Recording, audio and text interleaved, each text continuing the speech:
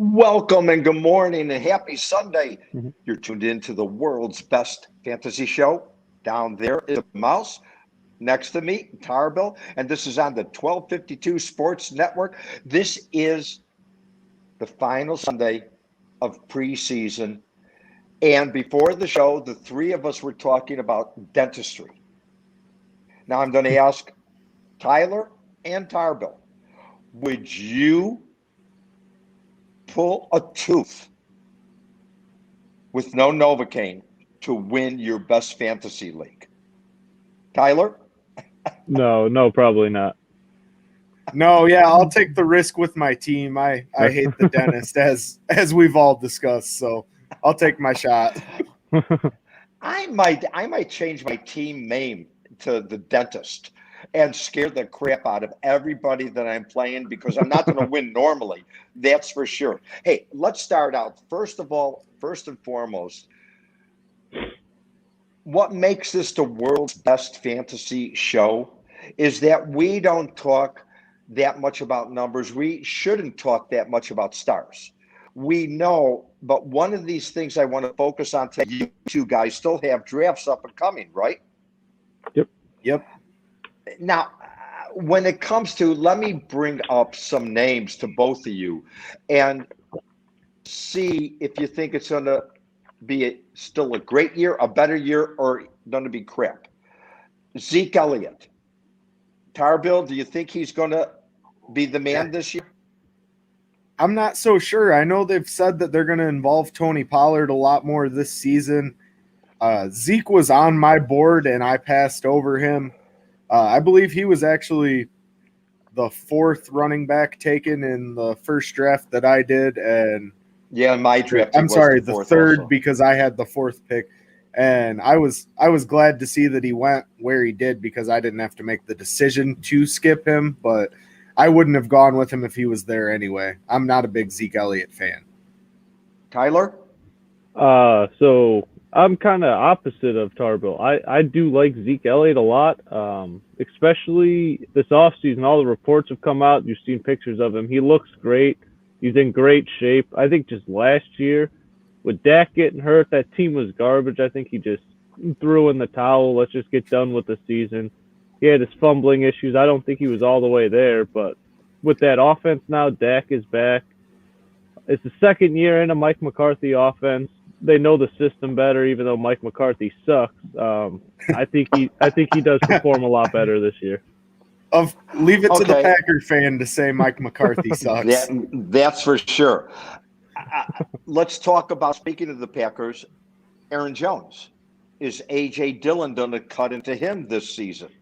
Go with you, Tyler. So I do think A.J. Dillon has a chance to vulture some of the goal line work. I don't think he gets worked in as much as Jamal Williams has the past couple of years, but I do think just with the body type A.J. Dillon has, his strengths are up the gut. I think he can vulture a bunch of touchdowns away from him once they get inside the 5. Tarbill? Yeah, and I would almost agree. I'm not a big fan of drafting any Packers running back, and it's not because I'm a Bears fan, but Aaron Rodgers is obviously that gunslinging quarterback. We know what he's capable of. He was the MVP last season. I think it's difficult to pick a running back on a team like that just because you know the production's going to be limited out of the gate, in my opinion. Yeah, I agree. Here's a great question. Saquon Barkley. What do you do with Saquon Barkley? I think if he's there at the right spot, you can justify going after Saquon, but he's not a guy that I would pursue per se either at this point. So I actually had a draft last night. I had the 12th pick, the double bubble. He was taken at the 11th pick right before me, and I was very happy he was taken because I didn't want to touch him. There's still so much uncertainty around him. And they have a bad offensive line. Yep. Yeah, you don't know if he's going to be back by week 1. There's still no clarification on that. I didn't want to touch him. I don't want to touch him until the 3rd round. I know he's never going to fall to me there, but I'm I calling mean, my I don't bluff. know. There's just too many question marks going into the year. And my first couple picks, I like to go safety there. We got a quick question in the chat here, guys. First pick in a 12-team standard snake draft. Is there any reason you wouldn't take McCaffrey with the first pick? Also, Well, who no, are this some? is interesting. In my league, in my draft, where everybody thinks they're experts, don't we all think we're experts? McCaffrey didn't the go hell? first. The guy with the first pick took Dalvin Cook. Oh, I Okay. mean, with McCaffrey, when you have a major injury and you come back to play football after a major injury, not a little injury, a major season-ending injury with a new QB, that exactly didn't prove himself where he came from. McCaffrey Right. sort of scares me that I probably would have taken Dalvin Cook if I had the first pick. But the question there is, are they going to be screwed up because they got a guy who won't take a vaccine? You know, we have to look into this year. You've got guys like Kirk Cousins and Carson Wentz who won't be vaccinated, and their level of sitting out is going to be a hell of a lot more than vaccinated players. I mean, even though Absolutely. Wentz has changed his tune and is thinking about getting back, I mean, has McCaffrey gone first in every league you've played in so far, Tyler? yeah. I haven't seen any league where he has gone not number one. So going to last year, looking at the numbers, Christian McCaffrey, I know he only played, I think it was 3 or 4 games last year, but in a full PPR league, he averaged 30.6 points per game. The next closest was Kamara, who averaged 25.4. And then if you go back to 2019, he averaged 29.6 points per game, and Dalvin Cook was the next closest at 20.9. So when you're having Christian McCaffrey in your lineup, you are getting elite RB1 production, and then you're getting another wide receiver 2 spot just automatically put into that spot with the numbers he's putting up for you every game. Yeah, I would have to agree. I don't think there's any way that if you have the first pick, you don't take McCaffrey. He's just got so much upside. And yes, being back from an injury could scare some people, but I think he's going to have a great season. And I think he's going to get a lot more carries this year than he has in the past. And he's always gotten a significant amount of touches. So I think you're just going to see his numbers drive up week to week. Yeah. Correct me if I'm wrong here, but there's a lot of people. We were just talking about Sam Darnold, the QB of the Panthers this year. And then you look at Carson Wentz. Where did I oversleep the talking about all of a sudden Carson Wentz is the greatest thing since chopped liver now that he's in Indianapolis? I don't get it. Well, I think a lot of that stems from the fact that he's got Frank Reich over there with him in Indianapolis now. So everyone knows when Carson Wentz played his best season, that Super Bowl year that Nick Foles carried them all the way through the playoffs. Carson Wentz had Frank Reich as his offensive coordinator, and he played the best football of his career under Frank. So a lot of people are thinking that, okay, they reunited together, maybe they'll catch lightning in a bottle. I'm not big on Carson Wentz. I never have been. Personally, I thought that after Nick Foles won the Super Bowl for them, he should have had a chance to compete for the starting job in Philly. Now, with the amount of money that they were paying Carson Wentz, that was never going to happen. But realistically, I'm not a Carson Wentz guy, so I understand where the hype's coming from, but I'm not buying into it. So the thing with Carson Wentz is the best quarterback the Colts have had since Andrew Luck.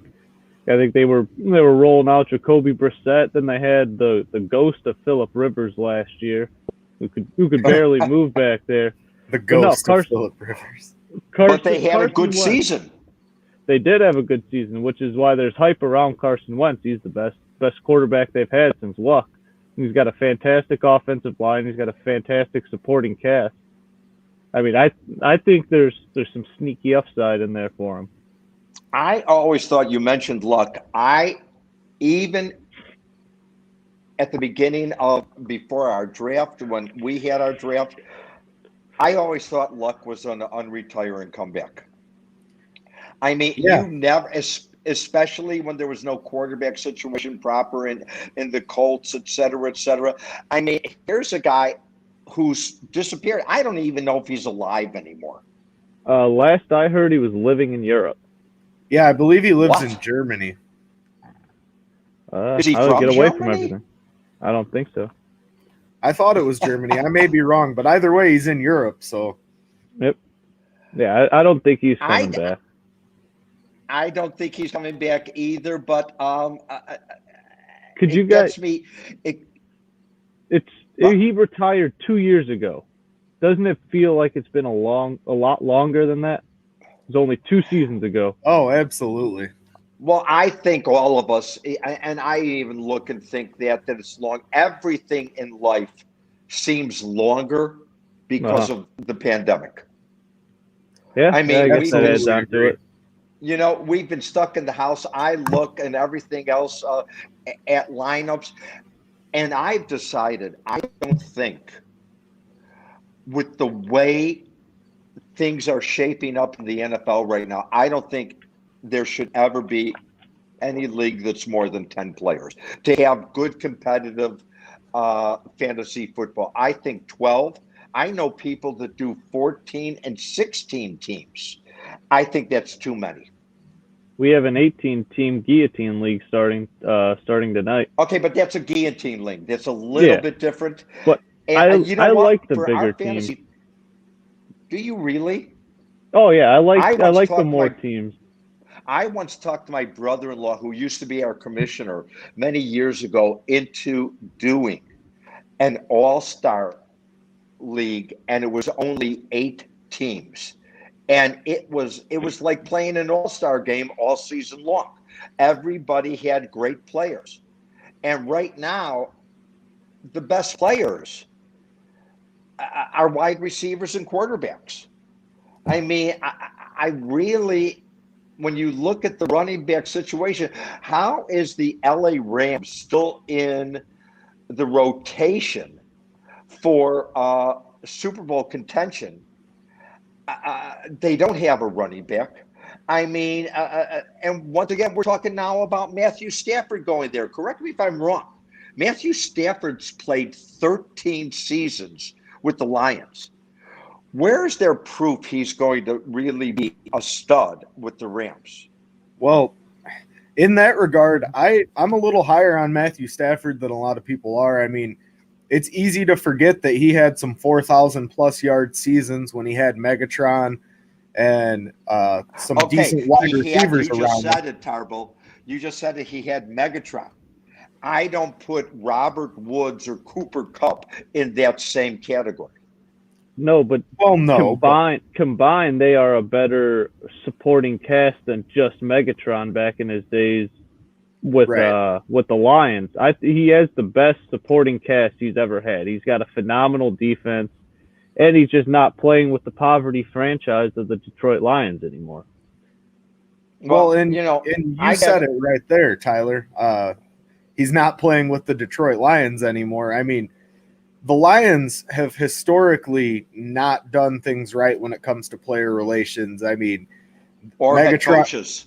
Yeah, Megatron retired because the contract situation wasn't right for him. I mean, there's a Hall of Fame guy with the last name Sanders that played there that ended his career early because he was tired of the way player personnel was and they wouldn't get a supporting cast for him. It's the story of Detroit. So I think it'll be interesting to see what Matt Stafford can do with arguably the best supporting cast around him.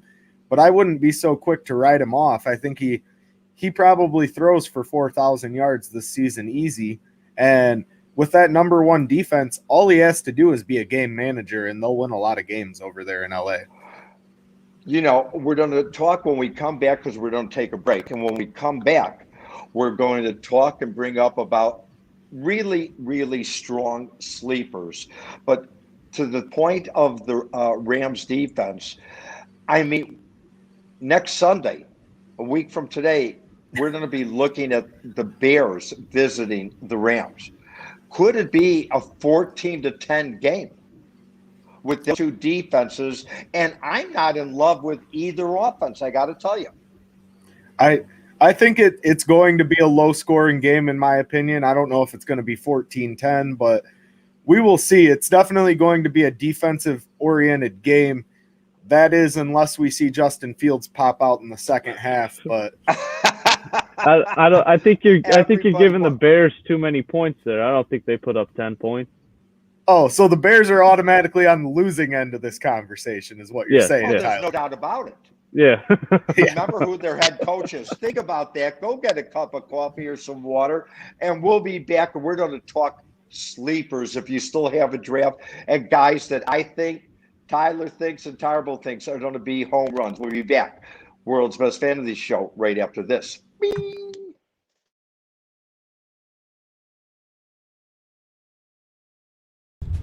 Hello, this is Paul from Nick and Ivy Brewing Company. We are located at 1026 South State Street in historic downtown Lockport, Illinois. We are very excited to be partnering up with the Fat Mike Chicago Sports Show as well as the 1252 brand because we are one of the few Chicagoland breweries that embrace sports and sports culture. Come in for a fresh brewed beer made right here in Lockport while catching the game of your favorite team. Stay for the live music that we have booked every weekend. Or just come for a cozy atmosphere to enjoy a good conversation with a friend, loved one, or complete stranger. Nick and Ivy makes you feel right at home no matter what the occasion is. Follow us on Instagram and Facebook by searching for Nick and Ivy Brewing Company. Visit our website for our up-to-date tap list or to go shopping on our online store at nickivybrewing.com. That's Nikivy brewing.com. Come in today for a fresh brewed beer born and raised in Lockport, Illinois. Give me some Nick and Ivy. Welcome back to the World's Best Fantasy Show. We got Tarbill over there to my right or left or whatever. Tyler, the mouse down there. Let's get into, if we can right now, sleepers. The guys that weren't taken in the first 3 rounds might not have been taken at all that really are going to be a stud. And I'm going to give you my main stud right now. And to me, it's going to be Byron Edwards of the Raiders. He just got the second slot. He's starting, and I think this kid is going to be a stud, and I think Derek Carr is going to have a great year. So Brian Edwards, when Brian Edwards was drafted, his comps coming out of college were Michael Thomas. Yeah. So, I mean, I love Brian Edwards. So Brian Edwards has been one of my targets in every one of my leagues. I always take him with my last couple picks. I think he's obviously not going to be the number 1 target in that offense. You still have Darren Waller, but I think he can easily take the number 1 wide receiver job. Nelson Aguilar's gone. He's in New England this year. It's between him and Henry Ruggs. And I mean, Ruggs really did nothing last season. Well, neither did Brian Edwards, but Ruggs stretches the field. I think you could use Brian Edwards as more of a safety valve, and he broke out at the age of 19 in college when he was in Arizona State. I mean, I love his talent, and I think he has a prime opportunity to produce for you. Oh, I feel great about that, Tarbill. Yeah. Yeah, I would agree. I like the upside with Edwards. As Tyler said, I mean, it's not like they're super stacked over there on the Raiders, so it'll be interesting to see what kind of production he gets. We'll have to wait and see, but if you have him on your team, it's a good sleeper pick, and we'll see what kind of production you get out of him moving forward. Staying on the subject of the Raiders, why do you guys feel Josh Jacobs has almost taken a step back instead of taking a step forward? I mean, where was Jacobs taken in your league? He went into the second round in mine. He's been going like the 4th, 5th round. It's because they have a terrible offensive line and terrible defense. But they brought in Kenyon Drake, and it's just he's not very efficient. All he relies on is volume. And with the terrible offensive line, you can give him all the volume he needs, and he's still not going to produce for you. He fell off towards the end of last year, and he's left a lot of bad taste in people's mouth. Yeah, I would agree there. I'm not a big fan of Jacobs for the offensive line. I mean, the guy's going to get beat up. He's going to get a lot of touches, like Tyler said, a lot of volume, but if it only equates to 60, 70 yards a game and maybe one touchdown, is it even worth picking a guy like him up? In my opinion, no.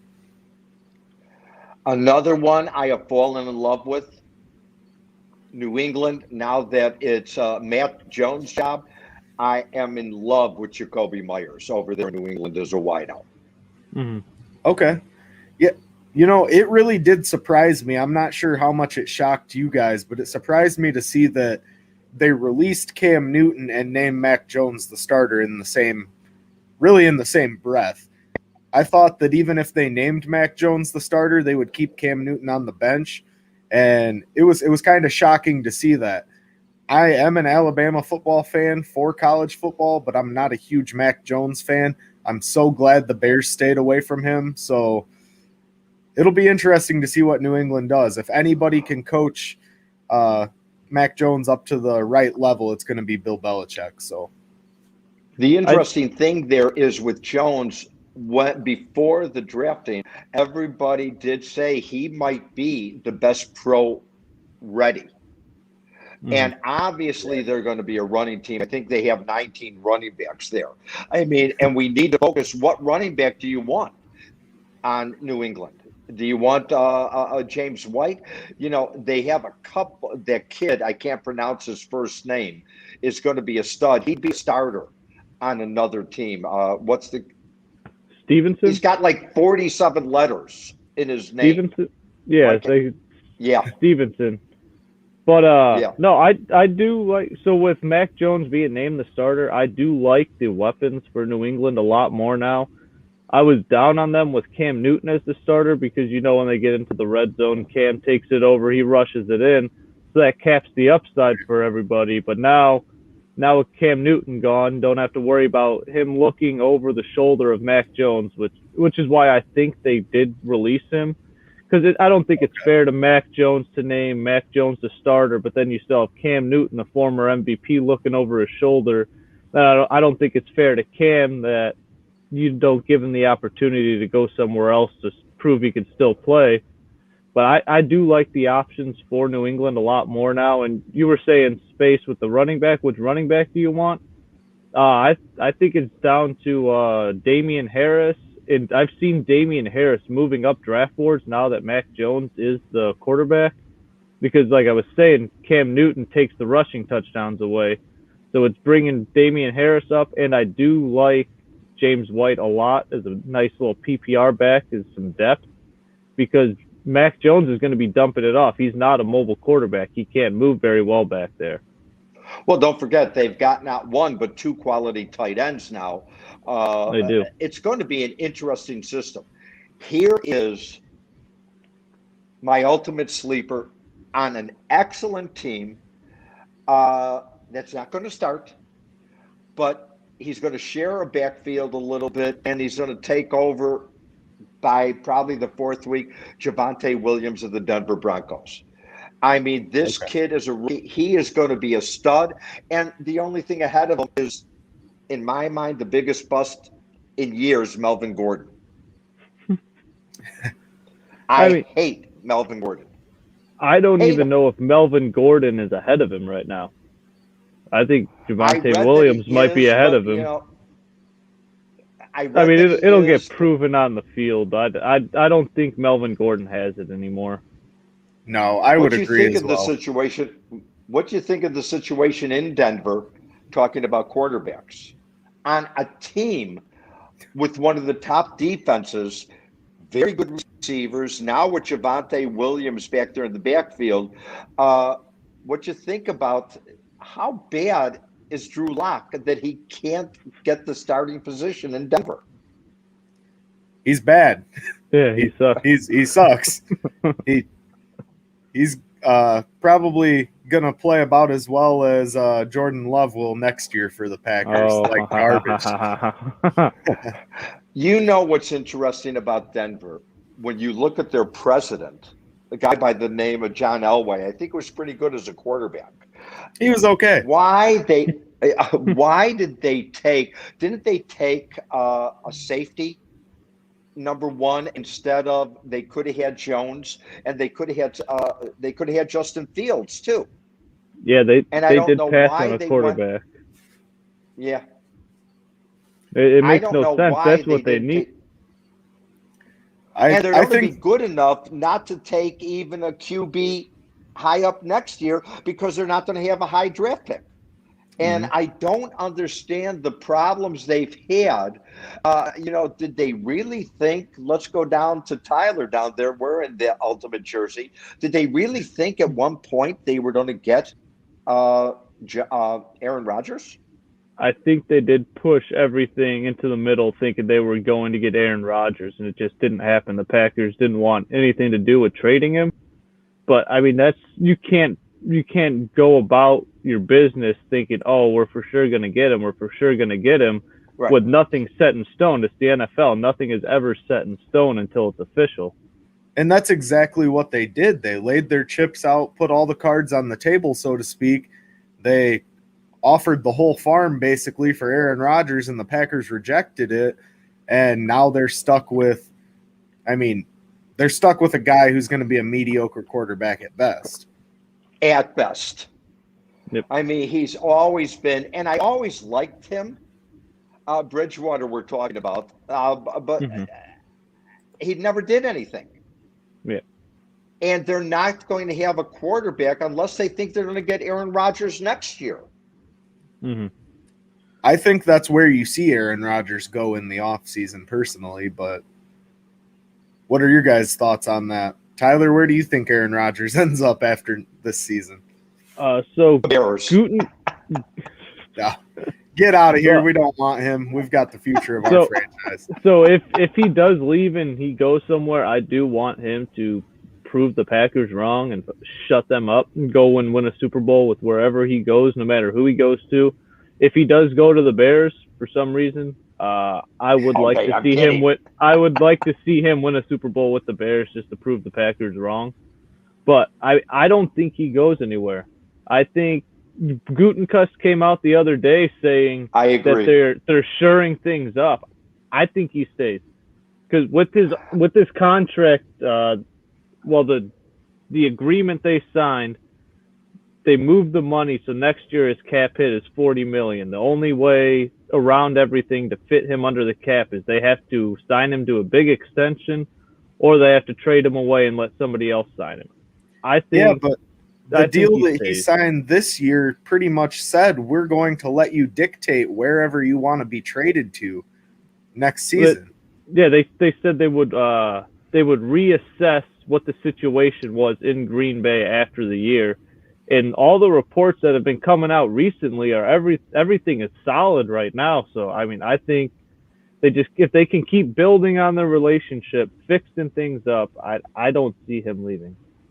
Well, especially they being the Packers, and it'll be interesting to see what happens. They have to be a top 3 favorite to win the Super Bowl. Top 4 favorite to win the Super Bowl. They got to get past Tampa Bay. And what happens if Aaron Rodgers and the Packers win the Super Bowl? I can't see him not coming back. Yeah, they're not going to let him walk. That's tied in with Devontae Adams, who's a free agent at the end of this season. Yep. And then what do you do? And speaking of that, let's talk about another sleeper. Does anybody, and I'm looking at Tyler because of the Packer, have the nerve to think Randall Cobb is going to do something this year in the slot? I don't think Rodgers wanted him. I don't think he's fantasy viable this year, though. I mean, maybe you can plug him in a pinch. I don't see him having enough upside to warrant even a roster spot at this point. He's washed. What Tarbill said as well. It's a nice little safety net for a guy underneath that Rodgers trusts and can get the ball. Yeah, you got guys like fucking Equanimous St. Brown, Marquez, I can't even remember his name. You got Alan Lazard. Oh, the three guys. Yeah, and Alan you know Lazard, I always thought was Jewish. He's not, but whatever. But no, it's just he had guys out there that he didn't trust, and so that's why bringing Cobb in was a great idea, to bring him in, to have a guy that he trusts and can get the ball to when he needs to. But I don't think for fantasy he is viable. What about Marquez Valdez Scanling or whatever his it was? Name. I drew a blank when I was saying it, but yeah, I don't. MVS stinks. Really? I'm shocked to hear that from a Packer fan. No, he's bad. He hasn't done anything. And I mean, okay, for our Chicago fans and the two of you, explain to me why Justin Fields is not starting because of Andy Dalton. I don't get it. I could sit on my high horse. Or did they and talk not about want this. him to start the season against the LA Rams in LA, and then they'll plug him in the second game? I will say this. It's been said from the start, before Justin Fields was even drafted, Andy Dalton came out and forced the hand of the Bears when he did his first press conference and he came to Chicago. He said, I came here because they assured me that I would be the starting quarterback on this team. And probably sometime, I believe it was in late May, Mark Silverman from ESPN 1000 got on the media call with Matt Nagy and asked him, he said, so for clarification, can you say that Justin Fields does not have a chance to earn the job? And Matt Nagy said, yes, that is correct. Andy Dalton is our starter. So I think it's merely, hey, we promised him that he's got to be the starter, so he's starting. There's no promises in the NFL. It's total bullshit when you have a guy that's completely – you don't need – Matt Nagy talked himself into a corner and said he needed to see Andy Dalton in the regular season. Andy Dalton's played 144 regular season games. What do you need to see out of him? You've seen everything you're going to get out of him. With that being said, let's talk about what you're saying, Tarbill. Last season, Andy Dalton wasn't with the Bengals. He was with a pretty good-looking offense, receivers and backfield, and he stunk. Exactly. Don't get me wrong, the Bears definitely have a good receiving core, in my opinion, this year. Allen Robinson, phenomenal, reliable. Darnell Mooney had a breakout season last year. Goodwin's going to be really good out of the slot for a speed threat. But with that being said, if you've got Andy Dalton running for his life back there in the pocket because the offensive line isn't stable, you're going to see a lot of Andy Dalton being sacked in the backfield, in my opinion. The offense is not going to be productive under Andy Dalton. And I think the leash is going to be extremely short. But with that being said, I think with what we saw in preseason, it's clear that Justin Fields is the better quarterback. And guess what? They've won the same amount of playoff games, and Justin Fields hasn't even played in the NFL yet. So I love that. I love it. We're going to take another break. We're going to come back, and we're just going to bullshit NFL of the week before. And maybe we should talk about what I think might be 100-point game this Thursday night's battle between the world champ Tampa Bay Buccaneers and the Dallas Cowboys. And all of a sudden, Dak Prescott is 100% healthy. Amazing, isn't it? We'll be right back in the world's best fantasy football show. Go. Hi, I'm Jonathan Darren, licensed real estate broker with Coldwell Banker Real Estate Group in Homer Glen. Are you looking to buy or sell? Have you been disappointed in the past? The Jonathan Darren team with Coldwell Banker Real Estate Group focuses on providing you with a concierge level of service during the process of buying or selling. We are a service-oriented team with a fresh and professional approach to selling real estate. Our goal is to combine knowledge, skills, and passion to exceed our clients' expectations, and most of all, we truly care. We are a knowledgeable real estate team focused on offering expertise and innovative innovative solutions for our clients. The Jonathan Darren team has 5 full-service real estate brokers and a dedicated full-time marketer servicing all of Chicagoland. We will customize a detailed plan around your timeline for a sale, purchase, investment, estate, or other needs. Real estate transactions can be stressful, but don't need to be. Let us handle it for you. Visit our website, homesbyjdt.com, or call 708-308-1938 today. Expect better in real estate. Choose the Jonathan Darren team. Real estate is hot right now, and you need an attorney to handle all of this. My guy, Mark Berardi, does this all day long. He's a straight shooter. There's no fancy language. He's just to the point. And he and his team get the deal done. There's no BS. He also does estate planning, trusts, wills, and power of attorney. He has great reviews up and down the board from a ton of happy clients.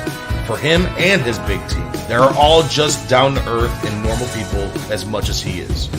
You will not be disappointed you went with him. He's located in Homer Glen and New Lenox and handles real estate all over Illinois. There's no place too far, so give him a call today at 708-942-8030. Again, that's 708-942-8030, or look him up online at Mark Berardi and Associates.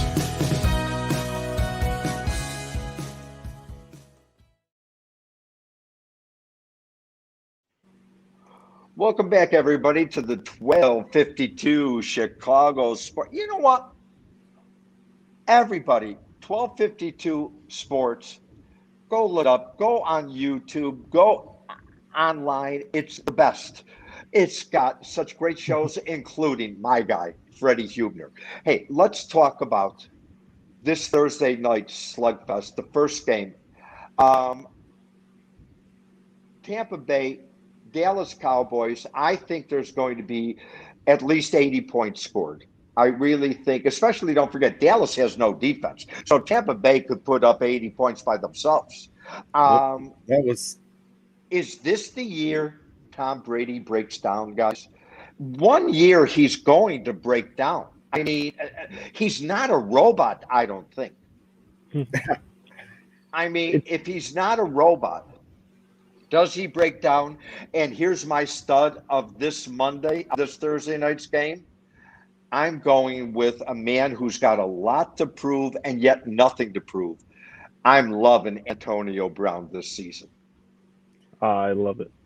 Antonio Brown is definitely a guy that needs to be brought up in the sleeper conversation. I mean, with as low as he's going in some drafts, he's going to have tremendous upside, and you know Tom Brady's going to get him the ball, and he's going to run an open field, get some touchdown grabs.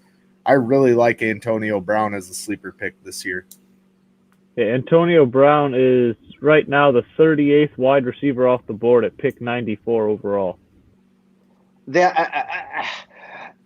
He's being a good camper, and I think with Brady, he's going to maintain and continue to be a good. But, you know, in the world of fantasy, look at that team. You've got quality tight ends. You've got really 4 or 5 quality wide receivers beyond just the 3 starters. And you've got how many starting running backs on one team? I mean, right. The only sure thing on that team, if you don't take a Tampa Bay Buccaneer, is probably Brady, because he's going to move the ball around, and it's unbelievable. I really, really, really, I'll go on record right now at 7:43 LA time that Tom Brady's going to have at least 5 touchdown passes Thursday. Oh, man. 5 touchdown passes. Eat them up. Yep. Okay, mark it down, Tarbill. That's what I just said. 5 touchdown passes. And when we're talking next Sunday before the regular season begins, Brady's going to have 5 touchdowns in this game because Dallas can't stop anybody. Well, hey, you can make some huge money if that's what you believe, because right now on DraftKings, Tom Brady over 2.5 touchdown passes is plus 150. What? You could probably get plus or over 4.5 at like plus 700 right now. You know what? I might do that because I can't believe I can't believe that when I wake up Friday morning that game that Tom Brady doesn't have at least three. Don't forget that line saying 2.5. That means three. Yeah.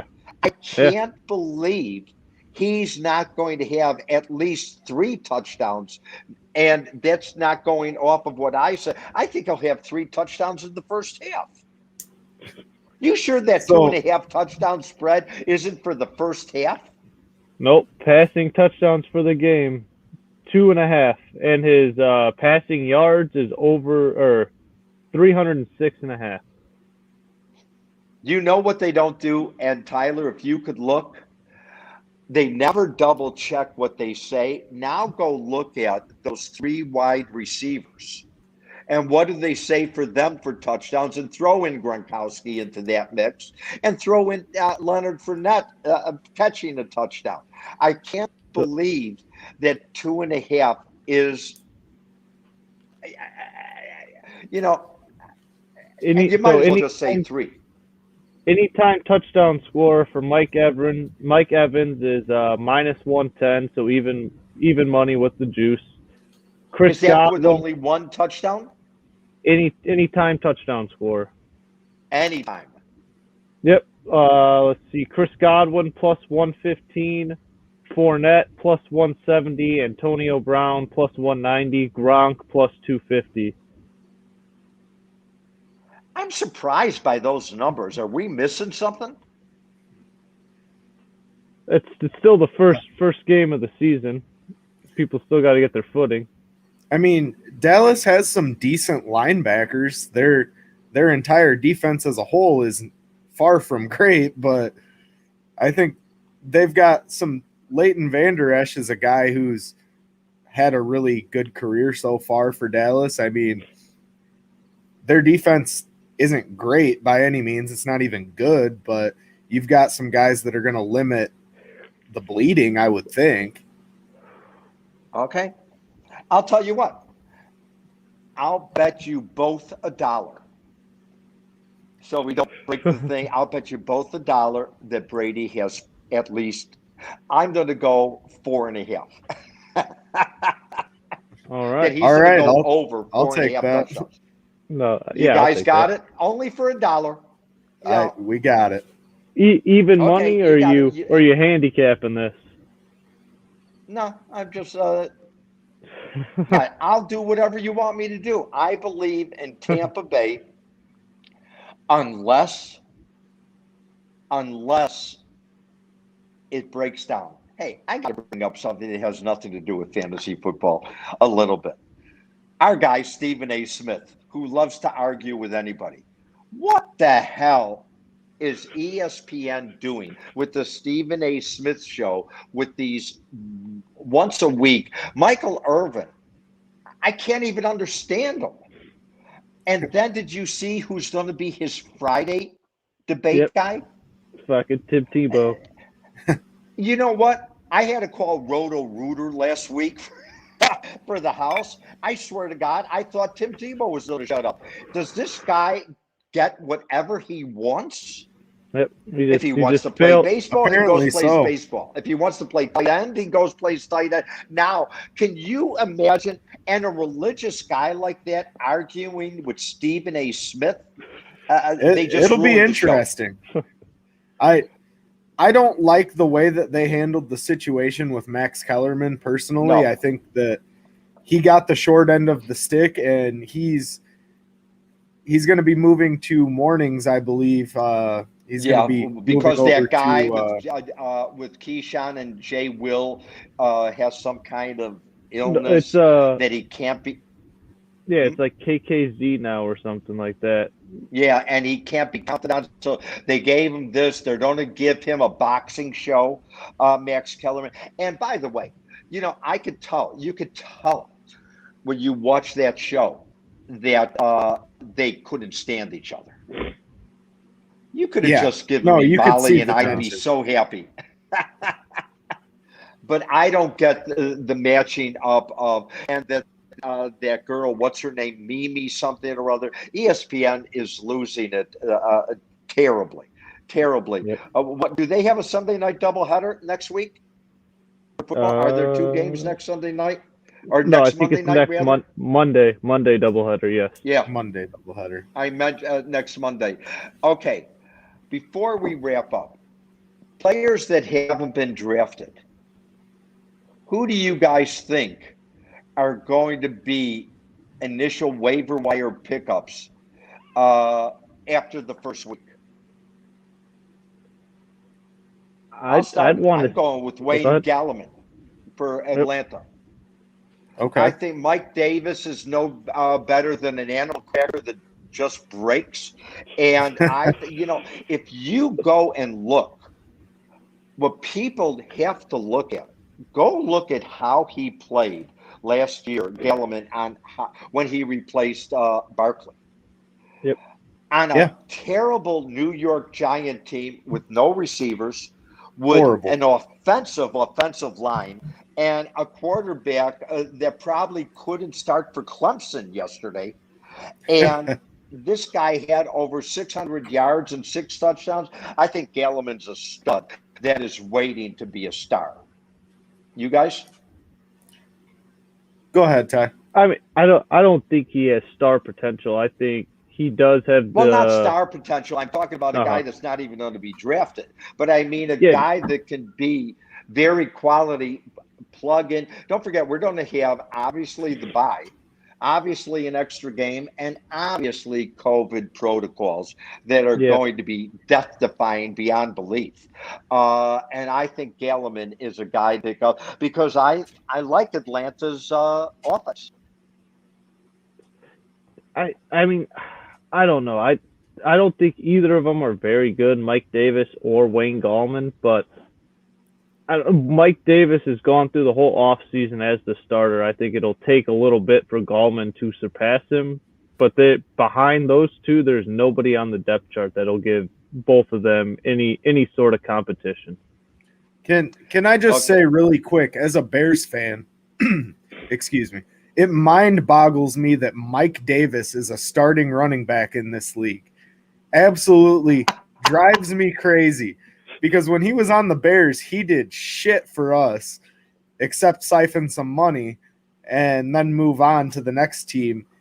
How is Mike Davis a starter on a team in this league? When you don't have anybody else, that's how he's a starter. Did somebody wake up in the GM room and say, we don't have a running back? Let's go get Mike Davis, who failed for the Bears. Am I correct? He failed for Seattle? You are he was correct. With Seattle. And Seattle's a pretty good team. Yeah. And I think they're a team to look out for this year, especially if Chris Carson can stay healthy. And I hate saying if he could stay healthy, because anybody, you'd be a great cab driver if you could stay healthy. I mean, we live in a sport that guys get hurt if your name's not Tom Brady. Yep. Well, how Tom Brady played last year with, what was his injury he had? Torn meniscus or something? Didn't he have a small ACL? Hey, that's what it was. He had the ACL there. And I want to know what you guys are saying, but can I say I picked up, and the guy's going to be a starter, so you love to have guys on your team that you pick up that are at least starters. And I've got this hunch about Goff in Detroit. And I love the wide receiver, Tyrell Williams. And he's their starter. And I'm telling you, the guy's going to be a stud. That's just my feeling. And I'm saying that to make me feel good so I can sleep at night because he's on my team. And I'm playing against guys who have really good guys. But, I don't think Detroit's going to get shut out 17 games this season. Somebody's got to score. They might win 2 or 3. I think they're going to do better than that. I really did you see that the Packers, and I think Tyler, you might be online to see it, that the Packers are only at like 50-some% predicted to win their division? I can let you know right now based off the odds. Who's bringing up the other 49 point whatever percent in the Bears division? Ain't going to be the Vikings. The Bears. No. Hey, Space, I think the Bears season's going to be tremendously dependent on when Justin Fields sees the field. No pun intended Yeah, there. I agree with that. But the problem is, you got, in my mind, a lame duck general manager, definitely a lame duck head coach, and I just don't understand. I just don't understand what the Bears are doing, and they always do this. I mean, it gets me crazy. Is there So any the Pack- reason? Is Tariq? Huh? Go ahead. Is Tariq Cohen done for the year? Should nobody think about Cohen? He's on the PUP list, I believe. So what's that? 5 games? 4 games? I think it's 6, 3 I to start. believe. Oh, 6? I want to say it's 6 games, but I may be wrong on that. We'll have to take a look. But either way, Tariq Cohen, when he is healthy, is a great gadget guy. But the Right. Bears are deep at running back right now, and they're also pretty deep at receiver if you think about it. I mean, Yes. right now, the Bears' offense is geared, I would say, geared around not relying on a guy like Tariq Cohen. So I think you're going to see, even when he is healthy, I think you're going to see his role minimized. I like to call him Mr. East-West because he'll run east and west for 7 yards and only go upfield 1 to 2 yards. I'm not a big Tariq I was Cohen on fan. somebody else's podcast earlier this week, talking about the Bears and how much this person loved Mooney. But then he said, in the last round, do yourself a favor and take Goodwin. He loved Goodwin. Yeah, Goodwin's definitely going to be a speed threat out of the slot. I mean, the guy's quick. He's obviously not Tyreek Hill fast or anything crazy like that, but he's quick. He's got good acceleration. He's got good hands. He's going to be a reliable target. He's going to get a lot of those slant route catches for, 5 to 15 yards, and he's going to be reliable. I don't know how many touchdowns a guy like that's going to get because your deep balls are going to go to Allen Robinson and Mooney as your 1 and 2, but I mean, in a PPR league, he might not be a bad pickup late. I think this whole league has turned into go look. It's turned into a quarterback wide receiver league. I think we're going to get ready soon that you're going to have 2 or 3 wide receivers drafted in the first round coming up like next year because you just don't have that running back depth that you used to. I think I love Najee Harris. Love him. But I think the Steelers are going to end up getting the dude killed. Yeah, I would agree. You have to look at, huh? Oh, I was just saying I would agree. I think the line's going to end up getting him killed. And another interesting thing about the Steelers to bring up real quick is what is their plan after Big Ben? I think it truly is Dwayne Haskins. the dude from Ohio State. I don't know. They like Dwayne Haskins. He was a million times better than Mason Rudolph or Duck Hodges last year or 2 years ago. And I do understand that, but I don't think he's a guy that can lead your franchise for 10, 15 years either. No, well, first and foremost, I mean, they could have had Justin Fields, right, instead of Najee. Yes. And you can find a running back in later rounds. No longer are you going to find a quarterback in later rounds like you had Brady and you have all these other guys. And they should have gone QB because they do have some quality wide receivers. And with Deontay Johnson and Claypool. And I really do think they made a big mistake and relied on Ben. Should I pick up Ben? No. He looks good. I have to say, he looks good. Yeah, I don't think he's worth picking up outside of a super flex league. So we got a quick question here in the chat, guys. In a 17-round draft, 12 teams, which round would you take Jameis Winston? It's a 1 QB league. Well, pig man or pig dog. Go ahead, Space. I'm higher on Jameis Winston than most people are. I had Matthew Stafford. I drafted him. But as I told you, here's the nuts of me. I love trading. And I wanted to talk about trading. Before we get off, I love Jameis Winston. I think he could end up as a top 5 wide receiver in this league this year. We tend to forget 2 seasons ago, the dude threw for over 5,000 yards. Yes, he had 30 touchdowns. And think about if he didn't have those interceptions. And I do think the interception rule should be if the receiver should have caught it, and he fumbles it or doesn't catch it, and it goes into the defender's hand, I don't think it should count as an interception. I think it should count as a drop. I love Winston. That's a really freaking good head coach over there, and I think Winston's going to surprise. But I traded Stafford for something else because somebody wanted him really bad, and I picked up Winston. Am I wrong? We'll find out. Because he won't be on my team past this week, most likely, because nobody does. Nobody does. Because that's my fun. I can't control what they do on the field. I can't. I can only control my drafting and my idiotic sense of well-being or not being. Before we get up, James Robinson went really low in most people's drafts before, what's his name, Antonini, whatever it is, got hurt. ETN. And ETN. Is Robinson going to be what he was last year? I mean, I don't think there's anybody else behind him to stop him. No. Right now he's moved up to a running back 19 off the board, which is 35th pick overall. So it's a back-end third-round pick. I mean, he's going to get every opportunity. Who they do, and you know what I read about him. The coach loves Carlos Hyde. And Carlos Hyde is going to steal, especially short stuff.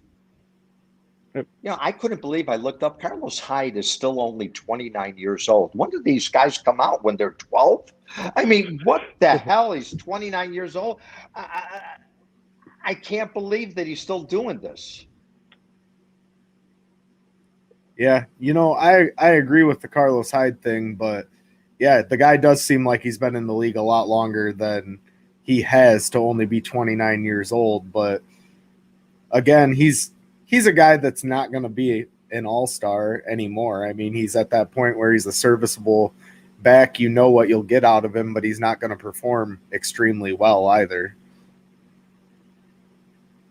Well, guys, this is the last Sunday to be with your wife. And I guess we should say that to Fat Mike. Mike, yeah, our leader, our boss, great guy. Congratulations. He got married yesterday. There's a Jewish word called Mazel Tov. I guess that's 2 words. Look it up, and may you have a healthy and great marriage. But remember, Sundays without football are Sundays with the wives. Never forget that, because they give us those Sundays leading up, et cetera, et cetera. It's going to be a strange fantasy year. I think we're not even touching the moment of what's going to happen this year. I really think it's going to be weird and strange. Good luck, both of you, on your upcoming drafts. And we'll talk next Sunday. We'll talk about my 5 touchdowns by Tom Brady. I'll give you my address of where to send my dollar bill. And may both of you have a healthy and safe week. All of you out there have a healthy and safe week. And next week, we're not talking preseason anymore, baby. We're talking the real deal.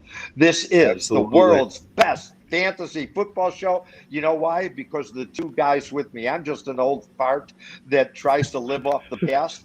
They're talking about the future, but I'm telling you right now, Jameis Winston is going to be a stud, and Tom Brady 5 touchdowns Sunday. Have a good one, everybody. Be well. Have a good week, guys. Take care. Guys. Take care, guys.